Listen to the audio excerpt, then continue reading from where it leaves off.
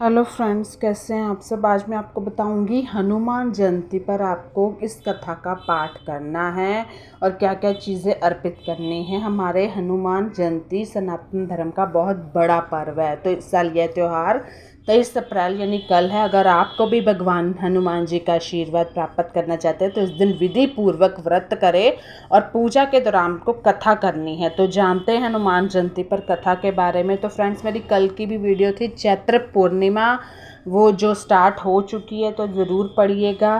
क्या होता है कि हनुमान जयंती कलयुग में वही हमारे हनुमान भगवान है, सबके हैं। पौराणिक कथा के अनुसार अंजना एक अप्सरा थी।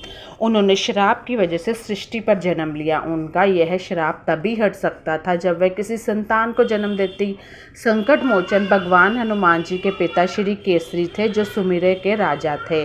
अंजना ने संतान प्राप्ति के लिए भगवान महादेव की 12 वर्षों तक कठिन तपस्या की। इसके पश्चात उन्हें हनुमान जी को जन्म दिया। मान्यता है कि भगवान हनुमान जी भगवान शिव के ही अवतार हैं। तो ये कथा है उनकी। उसके बाद है कि हनुमान जयंती का जो शुभ मुहूर्त है वो शुक्ल पूर्णिमा तिथि को शुरुआत 23 अप्रैल को मंगलवार को सुबह 3:25 पर होगी और इसके साथ ही इसका समापन जो है 24 अप्रैल को दिन बुधवार सुबह 5:18 पर हो गया। उदय तिथि को देखते हुए इस बार हनुमान जयंती 23 अप्रैल को मनाई जाएगी। अगर आपको व्रत वगैरह करना है तो आप कल ही व्रत कर सकती हैं विधि पूर्वक।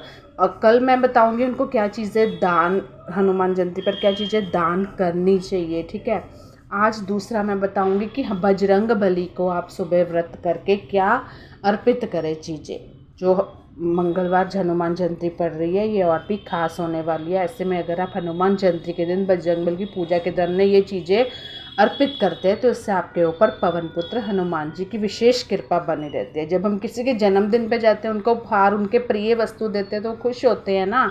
तो हमें अपने भगवान जी को खुश करना है। बनेंगे सभी काम। माना जाता है कि अगर आप हनुमान जयंती के दिन हनुमान जी को घी सिंदूर चोला चढ़ाते हैं तो इससे आपके सभी रुके हुए काम पूरे हो सकते हैं। इसके साथ ही जरूरी कामों को पूरा करने के लिए आप हनुमान जी को पीपल के पत्तों पर राम नाम लिखकर भी अर्पित करें। पीपल के पत्ते आपको आसानी से मिल जाएंगे, लेकिन एक पीपल का पत्ता कटा फटा ना हो और पूर्ण रूप से साफ सुथरा हो, ये भोग लगाएं। हनुमान जी की पूजा के दौरान उन्हें लड्डू, पंचमेवा, इमरती या जलेबी और बूंदी के भोग रूप में अर्पित कर सकते हैं। ये सभी चीज़ें हनुमान जी को अति प्रिय मानी गई हैं। इसके साथ ही आप गुड़, चने और पान का बीड़ा भी हनुमान जी को अर्पित कर सकते हैं। मतलब उनको कुछ ये चीज़ें प्रिय है तो आप उन्हें ये चीज़ें भोग लगवा सकते हैं। तो लाल वस्त्र धारण करके या उन्हें प्रसन्न करने के लिए आप अगर बजरंगबली के मंदिर जाके कथा सुने, वो भी बहुत अच्छी बात है। ये फूल उनको आप पूजा के दौरान लाल रंग के पुष्प हनुमान जी को अर्पित करें। इसके लिए आप गेंदे के फूल या उनसे बनी माला भी हनुमान जी को अर्पित कर सकते हैं। इसके साथ ही आप हनुमान जयंती के दिन गुलाब के फूल या फिर लाल रंग के गुड़हल के फूल अर्पित करके भी बजरंगबली की कृपा की प्राप्ति कर सकते हैं। मतलब जिस तरह आपको उनको प्रसन्न करना है तो आप ये चीज़ें अर्पित करें तो बहुत ही फ़ायदा मिलेगा, क्योंकि कल बहुत बड़ा दिन है हनुमान जयंती। तो मेरी वीडियो कैसी लगी मुझे ज़रूर बताइएगा। Bye bye, take care.